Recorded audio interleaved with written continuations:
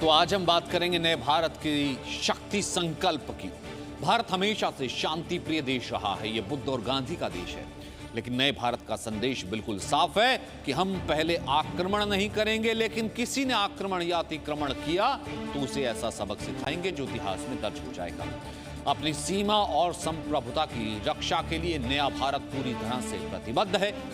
गलवान की घटना इसका उदाहरण है और आज की हमारी बड़ी खबर भी इससे जुड़ी हुई है। भारतीय वायुसेना के महाशक्तिशाली फाइटर जेट रफाल के इंडक्शन के लिए अंबाला में जल्द ही एक कार्यक्रम आयोजित किया जाने वाला है और खबर है कि इस कार्यक्रम में पीएम नरेंद्र मोदी शामिल हो सकते हैं।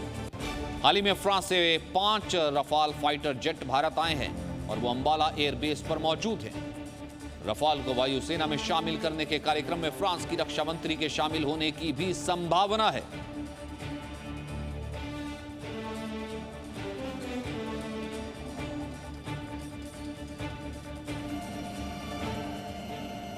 तो जिस वक्त आया देश पर संकट या चीनी सेना सामने आकर के खड़ी हुई, सबसे पहले लीड फ्रॉम द फ्रंट जिसे कहते हैं कि पहली पंक्ति से अगुवाई करना प्रधानमंत्री हमेशा नजर आते रहे हैं और आते रहे। उस वक्त भी लद्दाख में जाकर के सेना का हौसला बढ़ाया और अब यह बहुत बड़ी खबर है। देखिए, भले जल शक्ति की बात हो, थल शक्ति की बात हो या फिर अब वायु शक्ति की बात रफाल की होने वाली है। रफाल के इंडक्शन की प्रधानमंत्री इसमें शामिल हो सकते हैं, तो यह प्रधानमंत्री का होगा पराक्रम संदेश। हमारे साथ मेजर जनरल के सिन्हा रिटायर्ड रक्षा विशेषज्ञ मौजूद हैं, मेजर जनरल जी द्विवेदी भी मौजूद हैं, साथ ही साथ कृष्ण मोहन मिश्रा भी मौजूद हैं। कृष्ण मोहन मिश्रा, रक्षा मंत्री जाते हैं डिलीवरी लेने के लिए, उस वक्त वहां पर फ्रांस में प्रधानमंत्री शामिल, जब इंडक्शन किया जाएगा तब शामिल हो सकते हैं। एक तो ये कि ये कितना बड़ा मोरल बूस्टिंग होता है और दूसरा ये कि ये कार्यक्रम कब आयोजित किया जा सकता है इंडक्शन का।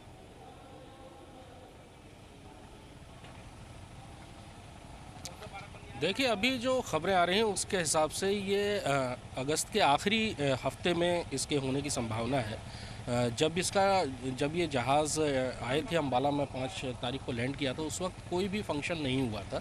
यहाँ तक कि आपको याद होगा कि मीडिया को भी फीड दी गई थी अंदर से, खुद रिकॉर्ड करके एयरफोर्स ने। किसी भी किस्म का कोई भी मीडिया इंटरेक्शन या कोई भी शूट नहीं हुआ था और उस समय भी ये कहा गया था कि जिस वक्त इंडक्शन होगा उस वक्त एक बड़ा कार्यक्रम होगा जिसमें प्रधानमंत्री के भी शामिल होने की संभावना है। तो अभी अगस्त के आखिरी हफ्ते में इसके होने की संभावना जताई जा रही है, हालांकि अभी ऑफिशियल कंफर्मेशन नहीं है और इसमें प्रधानमंत्री के भी शामिल होने की संभावना है। और ये एक बड़ा कार्यक्रम होगा क्योंकि बहुत लंबा वक्त के बाद कोई फाइटर जेट, नया फाइटर जेट भारतीय वायुसेना में शामिल होगा। रफाल का बहुत बेसब्री से इंतज़ार था पूरे भारत देश को और भारतीय वायुसेना को, और अब वो आ गए हैं और वो आए भी ऐसे वक्त पर जिस वक्त भारत और चीन की सेनाएं पिछले 3 महीने से एक दूसरे के आमने सामने हैं और तो ऐसे में रफाल जैसे फाइटर एयरक्राफ्ट का भारतीय वायुसेना आपने ऐसे बहुत से कार्यक्रम देखे हैं। मैं चाहूंगा कि वो दर्शक जो कि उसको जानना चाहते हैं उनके लिए आप कैसे एक्सप्लेन करेंगे, इससे पहले कि मैं मेहमानों का रुख करूं, कि इंडक्शन सेरेमनी होता क्या है और नए लड़ाकू विमान को जब स्क्वाड में शामिल किया जाता है तो वो क्या समारोह होता है?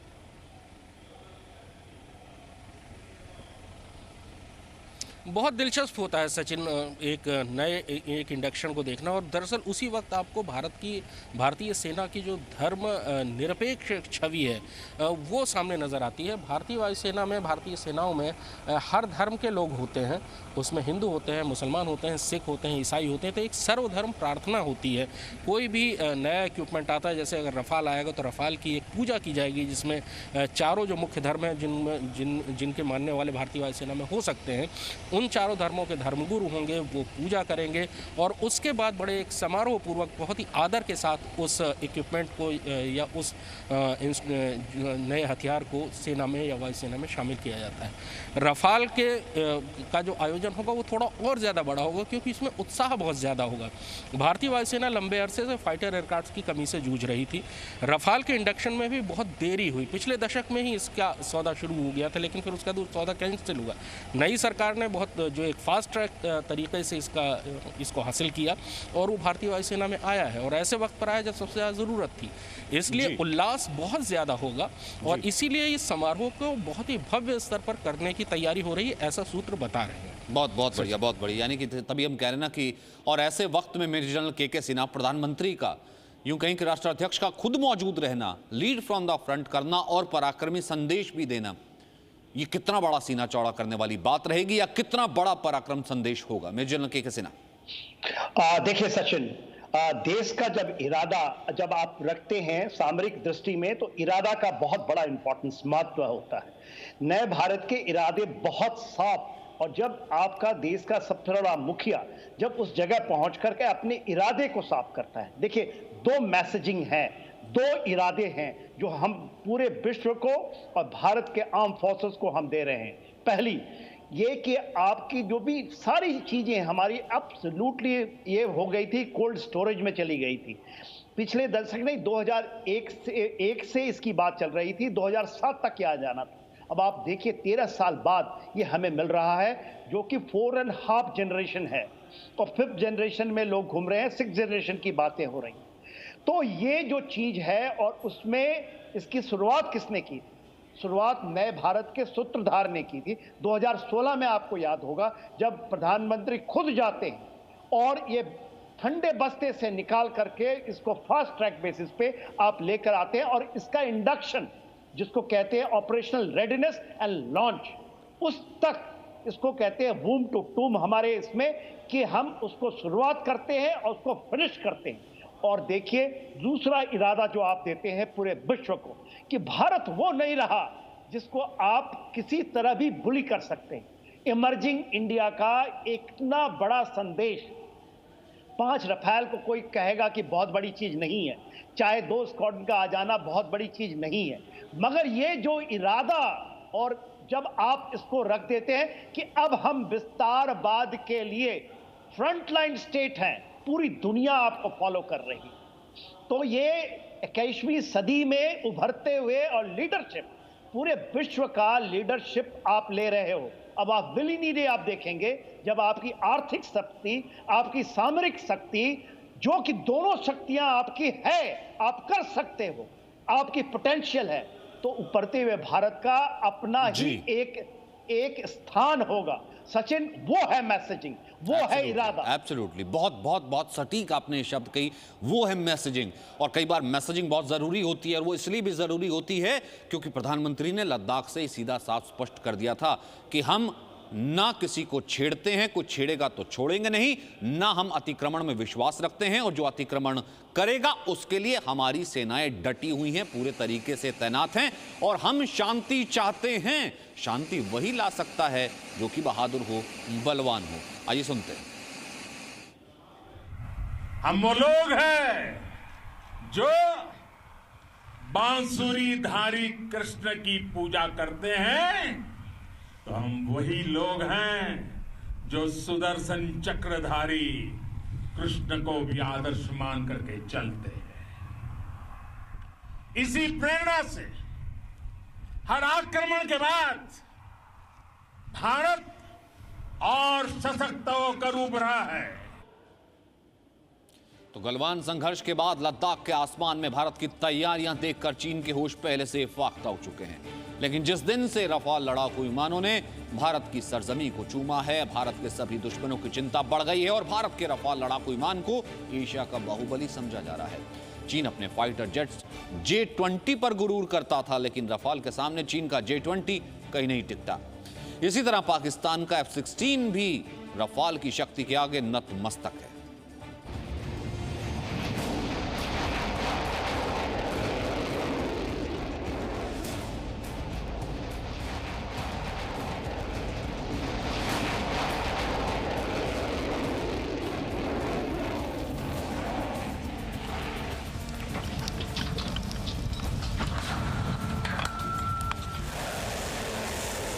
भारतीय वायुसेना की रफाल शक्ति का जवाब देने के लिए चीन ने अपने सबसे आधुनिक विमान को लद्दाख के पास तैनात तो कर दिया है, लेकिन रफाल की ताकत के आगे चीन की कोई चाल चलने नहीं वाली।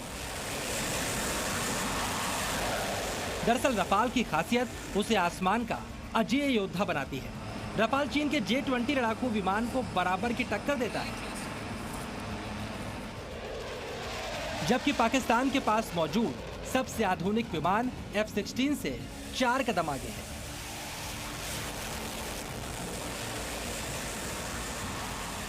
यानी भारतीय वायुसेना को हवा का ये जाबाज जबरदस्त शक्ति देने वाला है। विशेषज्ञों का भी कहना है कि रफाल के आने से भारत की ताकत कई गुना बढ़ गई है। 70 लाख की कीमत वाली हैमर मिसाइल से लैस रफाल आसमान में अजेय बन जाता है। लगता है कि चाइना राफेल के इंडक्शन से डर गया है, क्योंकि अगर हम राफेल की तुलना J-20 से करें तो राफेल कम्बैट रेडी एयरक्राफ्ट है। ये टेस्टेड और ट्राइड एयरक्राफ्ट है जिसको अफगानिस्तान, लीबिया और सीरिया में टेस्ट कर चुके हैं। और जो एयर क्रू की बात है उसमें भारत की पायलट्स का जो एक्सपीरियंस है, उनकी ट्रेनिंग है और जिस प्रकार उन्होंने अपनी क्षमता दिखाई है जॉइंट एयर एक्सरसाइजेस के अंदर में, वो बहुत ही अलग दर्जे की है। चलिए भारत के रफाल और चीन के J-20 की ताकत को समझ लेते हैं। इंजन की बात करें तो रफाल और J-20 दोनों ट्विन इंजन विमान हैं। रफाल और J-20 दोनों ही सिंगल सीट विमान हैं। मुख्य काम की बात करें तो Rafale multi role fighter jet है, जबकि चीन के दावे के मुताबिक J-20 स्टील्थ विमान है।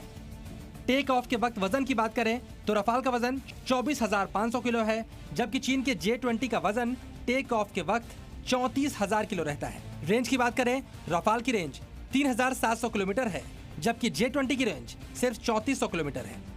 अधिकतम रफ्तार की बात करें तो रफाल 2,222 किलोमीटर प्रति घंटे की रफ्तार से उड़ सकता है, जबकि J-20 की रफ्तार सिर्फ 2,100 किलोमीटर प्रति घंटा है।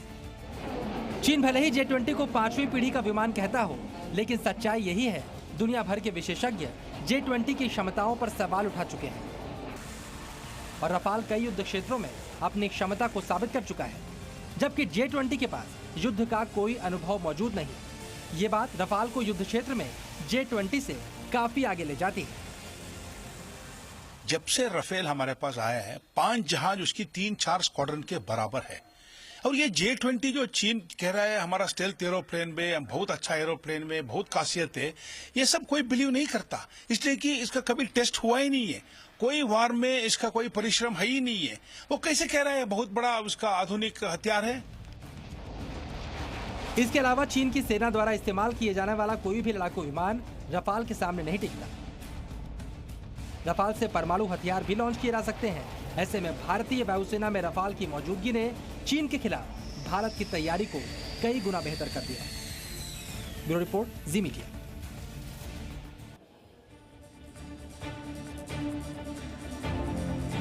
तो सीधा हम चलते हैं, जीती द्विवेदी भी हमारे साथ मौजूद है। जीती द्विवेदी, ये तो हमने बताया कि ना चीन का लड़ाकू विमान ठहरता है, ना पाकिस्तान का F-16 ठहरता है, लेकिन कितना फर्क पड़ता है सब जब 13 साल के इंतजार के बाद एक 4.5 जनरेशन का लड़ाकू विमान आपकी ताकत बढ़ाता है, और ताकत बढ़ाने में अगुवाई करने के लिए प्रधानमंत्री अगर मौजूद रहेंगे। देखो सचिन, जो आजकल का युद्ध है उसमें आधुनिक हथियारों की बहुत एक महत्वपूर्ण भूमिका होती है, क्योंकि जिस फौज के पास आधुनिक हथियार हैं उसका पलड़ा भारी होता है।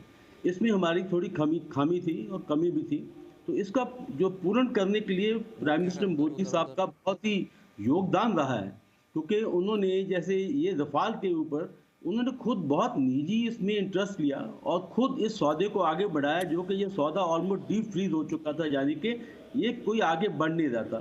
तो इसके लिए मोदी साहब ने जो कदम उठाए वो बहुत ही सराहनीय है। दूसरी बात यह है कि देखो, जब भी आपका नया इक्विपमेंट आता है तो उसमें एक गेम चेंजिंग होती है। जो रफाल 4.5 जो ये अपना एयरक्राफ्ट है, इसमें एक गेम चेंजिंग है, क्योंकि ये बाकी जो एयरक्राफ्ट हमारे पड़ोसियों के पास हैं उनसे ये बहुत ही आधुनिक है। J-20 की बात करें, J-20 तो अभी कहीं वो प्रूव ही नहीं हुआ है, उसकी कोई ऐसी कोई रिपोर्ट नहीं है कि वो अभी तक ऑपरेशनलाइज हुआ है। जब तक राफेल है ये काफ़ी एक टाइड आउट और इसके कॉम्बैट में यूज़ हो चुका है। दूसरी बात जो कहने की है कि देखो, जब इंटीग्रेशन होती है, जब इंडक्शन हो रही है, तो यानी कि ये एयरक्राफ्ट ऑपरेशनलाइज होता है, इसकी पूरी जो प्लानिंग के अंदर आता है, किस प्रकार ये अपना रोल अदा करेगा, ये सारी चीज़ें बहुत महत्वपूर्ण होती हैं। तीसरी बात जो मैं आपको बताना चाहता हूँ कि ये जो अपनी मॉडर्नाइजेशन होती है, ये एक स्टेप बाय स्टेप होती है और ये कंटिन्यूस प्रोसेस होता है।